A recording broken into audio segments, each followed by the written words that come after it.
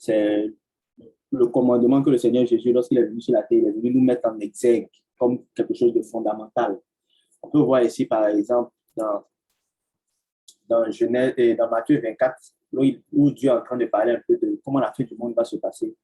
Dieu dit, et parce que l'iniquité se sera accrue, la charité, ça veut dire que c'est l'amour mis en exercice. Quand l'amour mis de façon pratique, voilà, l'amour en action. Donc, et parce que l'iniquité se sera accrue, l'amour en action du plus grand nombre se refroidira. Mais celui qui persévérera jusqu'à la fin sera sauvé. Qui persévérera jusqu'à la fin sera sauvé. Donc, dans cette persévérance-là, il espère celui qui va continuer à garder son amour en action. Celui qui va continuer à garder son amour en action jusqu'à la fin sera sauvé. Mais on dit que à côté de cela, on nous parle du fait qu'il y a l'iniquité qui est sur l'autre balance. Parce que l'iniquité sera accrue. C'est encore plus difficile de mettre l'amour en action. Vous voyez. Parce que l'iniquité sera accrue, la charité, l'amour en action du plus grand nombre se refroidira. Donc, il y a une relation directe entre l'iniquité qui s'accroît et l'amour en action. Mais le Seigneur Jésus, lui, il espère que lorsqu'il doit venir, nous qui sommes là, il puisse venir nous rencontrer et que nous soyons toujours en train de mettre l'amour en action malgré le fait que l'iniquité soit accrue. Et comment nous devons arriver à ça? Donc, ça peut dire que c'est quelque chose de fondamental que Dieu est venu, Jésus, quand il est venu sur terre, il est venu nous montrer et il a mis un point d'honneur dessus. Nous voulons tous aller au ciel et faire de l'amour et mettre l'amour en action est quelque chose de primordial. Et si nous ne le faisons pas, nous n'avons rien, absolument rien, qui nous montre que nous sommes de Dieu. Absolument rien. On va lire en fait Genèse 14 et puis on va peut-être revenir un peu plus en détail sur la question. Dans Genèse 14, Dieu nous dit, on avait vu ensemble qu'ils avaient attrapé Lot. Je ne sais pas s'il y a quelqu'un qui peut... Bon, je voulais poser cette question au début avant même de dire ça. Est-ce que quelqu'un a une histoire où c'était difficile pour lui de pardonner, de pouvoir pardonner? Je ne sais pas. Soit quelqu'un t'a fait quelque chose de difficile, de mal. Puis c'était difficile. Peut-être qu'il y a un problème de micro aussi. Mais on était arrêté au moment où il y avait la guerre. Il y avait la guerre et à la suite de la guerre, entre plusieurs rois, c'est une question de terre et de richesse. Par rapport à Sodome et Gomorrhe, à la fin, on a vu qu'ils ont aussi pris Lot. Parce que Lot est parti, Lot s'y trouvait. On dit les vainqueurs enlevaient toutes les richesses de Sodome et de Gomorrhe et toutes leurs provisions et ils s'en allaient. Ils enlevaient aussi avec ses biens Lot, fils du frère d'Abraham qui demeurait à Sodome et il s'en allait. Voilà où nous étions arrêtés. C'est qu'à la fin de cette guerre, Lot avait été également pris. Mais pour revenir un peu dans le contexte encore, parce qu'on est en train d'enregistrer aussi, pour revenir un peu dans le contexte rapidement, nous savons que Lot était le neveu d'Abraham. C'est important. C'est pour ça que j'ai demandé est-ce que quelqu'un a une situation qui a été plus ou moins difficile pour lui, où il a trouvé qu'il y a eu une injustice, mais il y a eu quelque chose qui lui a fait vraiment mal. Lot était le neveu d'Abraham, c'est-à-dire le frère d'Abraham est mort. Abraham a décidé de prendre Lot pour marcher avec lui. C'est une histoire intéressante. Essayez, d'où vous êtes là, essayez d'imaginer une scène où il y a quelqu'un vraiment où vous avez vécu une injustice autant pareil, ou pire si vous avez déjà vécu. Mais réfléchissez-y. Ou qui s'approche. Et il a décidé de le prendre et de le nourrir, de faire de lui ce qu'il est. Abraham n'avait absolument rien, lorsque je reviens encore dessus, il n'avait absolument rien lorsqu'il est parti en Égypte, peut-être pas à donner sa femme, il allait retourner avec ses biens et puis avec l'autre. C'est là qu'il a commencé à avoir même des brebis. Et c'est dans ça. Et l'autre aussi, finalement, aussi, il y a eu aussi des brebis, certainement, et l'autre aussi a fini par prospérer. Mais là, voilà maintenant qu'il y a eu querelle et Abraham est le premier, nous savons pourquoi, parce qu'il voulait rester en harmonie avec le Seigneur, il n'avait pas envie d'avoir des problèmes avec quelqu'un, il voulait rester en harmonie et Abraham décide de se séparer d'avec Lot. Et Abraham propose à Lot de choisir. Vraiment, moi, quand je rappelle ce contexte-là, moi, ça me fait toujours un peu de peine. Mais Lot a vraiment voulu choisir. Ça, je ne parle même pas de ce dont on avait parlé la semaine passée, du fait qu'il devait parler à Abraham, rester avec Dieu. Mais Lot même n'a pas dit simplement, même quand il faut choisir premier, même si il ne veut pas rester avec Dieu, je vais faire un autre. Lot a décidé de choisir et il a choisi ce qui est bon. La Bible dit que Lot a choisi toute la plaine. On dit il évite toute la plaine du Judée qui était entièrement arrosée. C'est ça là. L'on choisit pour lui. Il n'a pas mis une petite partie. Il n'a pas donné une petite partie de cette plaine-là pour dire que bon, je vais prendre un peu vers la moitié là, je vais prendre la plaine, un peu là, et puis Abraham là, tu as un peu de plaine et puis tu as le reste. L'autre dit, ah, ça c'est, il m'a dit de choisir, hein. Je vais prendre tout. Il n'a même pas pensé à Abraham. L'autre choisit pour lui toute la plaine du Jourdain et il s'avança vers le bien. Donc voilà ce que l'autre a fait à Abraham. Et ce n'est pas ce que votre ami vous a fait qui est aussi grave. Parce que plus tu t'es investi pour cette personne et cette personne se joue de toi, plus tu te sens blessé dans ton âme de comment cette personne s'est comportée avec toi. Je peux imaginer probablement peut-être la douleur qu'Abraham pourrait ressentir de ce que l'autre ait décidé de prendre toute la plaine du Jourdain et de partir. Généralement, nous, quand une telle situation nous arrive, nous tous, même les enfants de Dieu, en tout cas quand ils étaient jeunes, on avait tendance à répondre, je te laisse avec Dieu. Je te laisse avec Dieu. Histoire de dire quoi? Quand tu dis je te laisse avec Dieu, après que quelqu'un ait été injuste avec toi, quelle est ton espérance? C'est parce que tu espères que Dieu puisse venir te rendre justice et que Dieu puisse montrer à cette personne-là que le comportement qu'elle a eu n'est pas un comportement digne, n'est pas un comportement normal. Donc, nous, quand quelqu'un nous fait une telle situation, avant, moi-même, j'étais dedans, j'étais beaucoup dedans même. Je dis, ah, je te laisse avec Dieu. Je te laisse avec Dieu. Mais je te laisse avec Dieu n'est pas une phrase qu'un enfant de Dieu doit dire. Parce que je te laisse avec Dieu veut dire que tu espères que ça se passe mal. Pourtant, lorsque on frappait Jésus sur la croix, parce que Jésus, c'est le prototype, lorsqu'on frappait Jésus sur la croix, Jésus n'a pas dit, je vous laisse avec Dieu pour ce que vous faites. Jésus a plutôt dit que le Seigneur vous pardonne. Donc, Jésus était intéressé à ce qu'ils étaient en train de faire là ne leur cause pas de mal. Donc, je ne sais pas comment vous imaginez la situation que vous avez vécue, mais imaginez que vous n'avez aucune espérance que cette personne-là puisse puisse tomber et se rendre compte qu'elle avait mal agi avec vous. Je ne veux pas dire que vous voulez qu'elle tombe pour tomber, mais tomber dans ce qu'elle a eu à faire pour qu'elle puisse se rendre compte que ce qu'elle a fait n'était pas normal. Mais plutôt, vous êtes en train de dire dans votre tête que le Seigneur l'aide à ce que le chemin qu'elle a décidé de prendre puisse bien se passer. Donc, voilà ce qu'on fait à Abraham. Et Abraham, maintenant, va nous montrer l'expression de ce que c'est que le vrai amour. L'autre s'en va là-bas. L'autre tue à Sodome et Gomorrhe. Il prend ses marques, parce qu'il avait mis juste en direction de Sodome et Gomorrhe avant. Et maintenant, il est à Sodome et Gomorrhe. Et voilà que Dieu merci, Abraham n'était pas là-bas. Voilà que c'était des terres intéressantes. Donc, les rois cherchent ces terres-là. Il y a une bataille. Et Lot est prise dans cette bataille-là. L'homme a enlevé. Lot est enlevé. Tout le monde, c'est de façon naturelle, tout le monde dirait, ça apprendra à Lot. Et puis, point barre, tout le monde s'assoit. Mais ça, ce n'est pas l'expression du vrai amour. Sinon, tout le monde pourrait dire ça simplement. Mais l'expression du vrai amour, bien qu'il ait fait tout ça, la Bible dit, à partir du verset 13 maintenant, lorsque nous allons lire maintenant le verset 13, un fuyard, donc ils enlevaient aussi avec ses biens Lot, fils du frère d'Abraham, qui demeurait à Sodome et il s'en allait. Un fuyard vint l'annoncer à Abraham, l'Hébreu. Celui-ci habitait parmi les chefs de Mamré.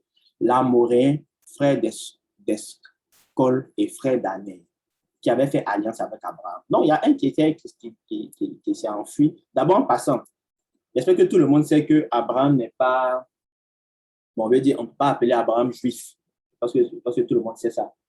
Parce que le mot juif vient du mot judaïsme, qui vient de Juda, lorsque Israël était divisé en deux. Israël n'existe pas encore parce que Israël, c'est Jacob. Mais leur ancêtre, Abraham, c'est Héber. Vous avez dit que le mot hébreu vient de Héber. Donc, Abraham est un hébreu.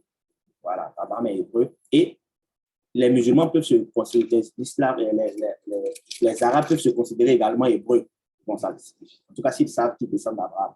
Donc, un fuyard vient l'annoncer à Abraham l'hébreu. Celui-ci habitait parmi les chaînes de Mamré, etc. Parce qu'Abraham avait fait alliance avec cette personne-là. Et il est venu dire à Abraham que ton frère a été pris captif, ton neveu a été pris captif. La Bible dit, dès qu'Abraham eut appris que son frère avait été fait prisonnier, il ama 318 de ses plus braves serviteurs nés dans sa maison et il poursuivit. On dit il poursuivit, ils n'ont pas mis S, hein. C'est juste pour dire que Abraham fait partie de la bataille. Il poursuivit les rois jusqu'à Dan. Il divisa sa troupe pour les attaquer de nuit, lui et ses serviteurs. Donc, ici déjà, voilà tout. Je vais revenir dessus. Ici déjà, on voit l'attitude que Abraham a eue.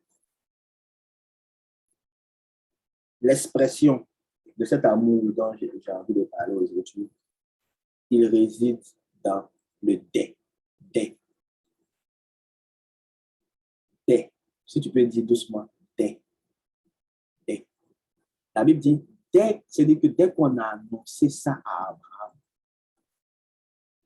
automatiquement, Abraham, instantanément, Abraham a armé en même temps les gens pour qu'ils puissent aller directement, aller sauver Lot. Le dès-là nous dit beaucoup de choses. Une première chose que ce dès-là nous dit, c'est que Abraham n'a même pas eu le temps pour dire, ah, ça apprendra à Lot, comme ce qu'il avait déjà dit prévièrement. Genre, ça apprendra à Lot ce que Lot a décidé de faire, ah, c'est son problème.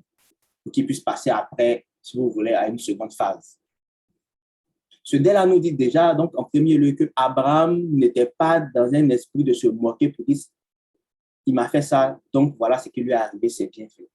Ce dès-là nous informe maintenant, secondo, que Abraham n'a pas raisonné. Abraham ne s'est pas dit, est-ce que je vais y aller ou bien est-ce que je ne vais pas y aller? Quand je regarde tout ce que Lot a fait contre moi, pour tenir compte de ça, pour tenir compte de cet état, pour tenir compte de cet état, non. La Bible dit, dès qu'Abraham a su, automatiquement, Abraham sait que il est prêt, Abraham est prêt à donner sa vie pour que l'autre soit sauvé. Est-ce qu'on se rend compte de la dimension de ce que c'est que le vrai amour? C'est-à-dire que malgré le fait que l'autre lui ait fait tout ça, Abraham fait partie de la bataille. Et Abraham peut mourir dans cette bataille. Et Abraham a décidé d'aller donner sa vie pour l'autre. Et c'est exactement ce que le Seigneur Jésus a fait pour nous. Lorsque nous prions le Seigneur Jésus, nous disons quoi au Seigneur Jésus? Nous disons, pardonne-nous nos offenses. C'est à Jésus que nous demandons pardon. Tu peux avoir fait des offenses à ton ami, c'est vrai. Mais même quand tu fais cette offense-là à cet ami-là, tu viens demander quand même pardon à Dieu. Parce que le fait d'avoir été méchant avec cet ami-là, tu as enfreint en fait la loi du Seigneur qui fait mal au Seigneur. Le Seigneur même se sent blessé. Nous savons tous que le Seigneur a failli détruire toute la terre parce que l'iniquité était accrue. C'est-à-dire qu'il n'y a même plus rien de bon dans l'homme. C'est-à-dire que vous imaginez que le Seigneur a attristé tellement il y a la débauche et il y a de l'iniquité. C'est pour ça que même, il y a des péchés que nous faisons nous-mêmes, à nous-mêmes, qui font déjà mal à Dieu. Mais même si les péchés-là, on les fait aux autres, ce sont des iniquités qui s'accroissent, qui blessent le Seigneur, qui dans son âme et dans sa chair. Et donc, nous venons vers lui pour lui demander pardon. Mais quand nous avons fini de lui demander pardon, le Seigneur a décidé de venir donner sa vie pour que nous puissions avoir ce pardon. Parce que c'est ça l'expression du baptême. Il est venu donner sa vie pour que nous puissions savoir que nous sommes pardonnés. En fait, c'est pour ça que les gens disent qu'il faut croire au sacrifice de Jésus. En fait. Parce que croire simplement au sacrifice de Jésus, c'est dire directement que tu es pardonné, que tu comprends qu'il t'a pardonné en fait. Parce que l'autre qui est là, quand il est attrapé comme ça, il s'est dit, ah, mon frère Abraham, vraiment, j'étais méchant, lui, et tout. Si l'autre se rend compte qu'Abraham est venu se battre pour lui, est-ce que l'autre peut douter qu'Abraham ne lui a pas pardonné? Même pas. L'autre sait déjà que Abraham est venu donner sa vie, malgré tout ce que je lui ai fait, Abraham est venu donner sa vie pour moi, il n'y a même plus de débat. Mais si l'autre est dans la position, il dit que non, moi je ne crois même pas qu'Abraham, ce n'est pas moi qu'Abraham est venu, c'est par rapport aux richesses là. C'est pour ces richesses-là qu'Abraham est venu des rois. Mais automatiquement, c'est que l'autre ne peut pas croire, il ne peut pas savoir qu'il est pardonné, en fait. C'est pour ça que pour que tu saches, il faut que toi-même tu puisses croire. Mais c'est ça l'expression du vrai amour. La Bible nous dit ici, il n'y a pas de plus grand amour que de donner sa vie pour ses amis. Le plus grand amour, l'expression du plus grand amour, c'est de donner sa vie. Et donc, imaginons, ce que je vous ai donné tout à l'heure comme exercice d'imaginer, c'est que cet ami-là, non seulement, vous ne lui dites pas, vous n'espérez pas. Et puis même si vous espérez ça, il va vous montrer que ce n'est même pas vrai. Dieu n'est même pas dans ça. Où ton ami t'a fait du mal et puis tu dis que tu te laisses à Dieu parce que tu espères que Dieu lui fasse du mal. Là. Si tu t'amuses dedans, Dieu va l'élever. Parce que lui aussi, il a une relation avec Dieu. Il a une relation avec Dieu. Et ce n'est pas toi qui vas venir dire à Dieu que Dieu n'a qu'à être méchant lui parce qu'il t'a fait du mal. Non. Dieu même, il est gentil avec les méchants comme avec les bons. Et puis, lui-même, toi-même, tu fais des choses. Et si Dieu devait tenir compte de ces choses que tu fais là, est-ce que toi-même, tu seras encore là? Mais tu espères son pardon quand tu viens te mettre à genoux pour demander pardon. Donc, tu montres que clairement même que tu ne mérites pas son pardon. Dès que quelqu'un te fait une offense et que tu es déjà dans l'esprit de vouloir qu'il puisse tomber pour se rendre compte de l'erreur qu'il a eu à te faire. Donc, ne vous amusez jamais à dire « je te laisse à Dieu ». Ce n'est même pas pour nous, hommes, pour nos hommes qui sont là, ce n'est pas ça. Mais la chose que nous devons faire, c'est de donner notre vie pour cet homme-là. Parce que c'est ça la vérité. C'est-à-dire qu'il t'a fait du mal et puis tu sais que c'est une mauvaise route qu'il a décidé de prendre.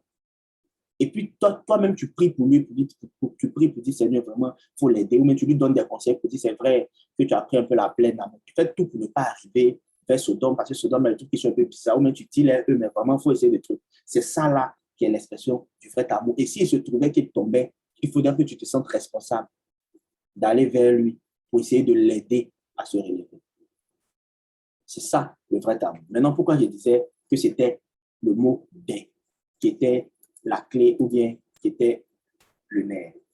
Déjà, la Bible nous dit ici que, mais moi je vous dis, nous savons que nous connaissons tout ce passage-là, aimez vos ennemis, bénissez ceux qui vous maudissent, faites du bien à ceux qui vous haïssent et priez pour ceux qui vous maltraitent et qui vous persécutent. Bon, je pense que là, l'autre même a maltraité Abraham parce qu'il n'a même pas laissé de terre productive à Abraham. Mais Abraham, Dieu nous demande de pouvoir aimer ses ennemis-là. Et puis il ajoute, afin que vous soyez fils de votre Père qui est dans les cieux. Vraiment, moi, en tout cas, moi, je prends vraiment à la lettre les mots que Jésus dit. C'est pour ça qu'on dit que si notre justice ne se passe pas celle des scribes et des pharisiens, je comprends par là qu'au moins tu dois suivre la loi. Ils font ça, mais tu dois aller au-delà de mettre la miséricorde, la fidélité et ce qui n'avait pas encore mis parce que tu ne peux pas te limiter à leur niveau. Mais Dieu dit, afin que vous soyez fils de votre Père qui est dans les cieux. Donc, pour être fils de Dieu, il faut aimer ses ennemis. Et si on est là ensemble, nous, aujourd'hui, en train de dire que oui, on fait le sabbat, et en nous, il n'y a pas de miséricorde, et il n'y a pas de pardon, il n'y a pas le vrai amour, on ne peut pas, on n'est pas, parce qu'il ne dit pas, non, il dit afin que vous soyez, on n'est pas encore fils de notre Père qui est dans les cieux. Et ça, c'est la base. Et c'est ça que Dieu vient rechercher dans la fin des temps. Et c'est pour ça qu'on va revenir. Quand il dit, c'est pour ça qu'il dit, l'iniquité est accrue. L'iniquité est accrue et l'amour en action du plus grand nombre se refroidira. Mais bien entendu, quand ce que l'autre a fait à Abraham, c'est une iniquité grave. Donc, quand tu assistes à une telle sorte d'iniquité-là, toi, ton amour en action va diminuer pour l'autre. Parce que ton amour en action est mesuré à combien de fois tu es prêt à pardonner ceux qui sont tes ennemis. Parce que c'est clair pour le Seigneur. Il dit, car il fait lever son soleil sur les méchants et sur les bons, et il fait pleuvoir sur les injustes et sur les injustes. Il dit, si vous aimez ceux qui vous aiment, quelle récompense méritez-vous? Donc ici, il n'y a même plus de débat. Ici, quand on nous parle de l'expression de notre amour, on nous parle uniquement de l'expression de notre amour à ceux qui nous ont offensés. Donc, si tu es en train de penser que tu es gentil avec tes amis, quand Adou Mélès est là, quand tu as ton pain, tu partages ton pain avec elle, tu coupes ton pain en deux avec Adou Mélès, ou bien tu partages tes exercices avec tes amis et tu as l'impression dans ton cœur que tu es quelqu'un de bien, frère, c'est faux. Parce que même les publicains aussi n'agissent-ils pas de même? Même les publicains agissent de même entre eux. Même les francs-maçons entre eux se donnent du travail. Ils disent, ah non, je vais te donner du travail, mais c'est pas que moi, je suis un gars gentil. En tout cas, c'est entre eux là-bas. Si c'est dit ça, c'est son problème. Mais nous devons comprendre que ce n'est pas comptable. Ce n'est pas comptable de la manifestation de notre bonté, de la manifestation de notre charité. La manifestation de notre charité nous sera comptée lorsque nous allons exprimer notre amour envers nos ennemis. Donc, c'est exactement de ce type d'amour-là qu'il s'agit. Et ce type d'amour-là, nous avons des problèmes et nous avons des difficultés, en fait, à le mettre en exergue parce que nous, bon, quand on dit dès là, le temps que je vous ai montré, le dès qu'Abraham, je ne sais pas si quelqu'un peut écrire, mais vous pouvez m'aider, mais le dès là, qu'est-ce que ça exprime en un mot ou en une phrase? Hein? Oui, mais oui, je veux dire, en termes d'amour, quoi. En termes d'amour, qu'est-ce que ça montre? Parce que, pas, il n'y a pas de réflexion. voilà, parce qu'il n'y a pas de réflexion. Donc, c'était ça l'objectif, en fait. Parce que le vrai amour, si on doit le définir, d'abord, le vrai amour, si nous devons le comprendre, il n'est valable que lorsque nous sommes confrontés à nos ennemis, aux gens qui nous maltraitent, aux gens qui nous persécutent, aux gens qui ne nous aiment pas, aux gens qui nous offensent. C'est là que le vrai amour se manifeste. Tout le reste, là, ce n'est pas important. Tout le monde le fait, même le diable, un peu les démons là-bas. Maintenant, ce vrai amour-là, il ne peut être, il est confronté au niveau d'iniquité. C'est-à-dire que plus l'iniquité s'accroît, plus c'est difficile. Et plus l'iniquité s'accroît, mais plus les gens sont méchants, c'est difficile parce que nous serons emmenés à vouloir raisonner. Parce que nous allons être emmenés à vouloir raisonner. C'est qu'Abraham, ici, la Bible, elle est très claire. La Bible n'a pas dit le soir, Abraham décida de prendre les hommes pour aller. Mais la Bible a dit plutôt, dès qu'Abraham lui a appris que son frère avait été fait prisonnier, il ama. C'est une manière de dire que c'est automatique.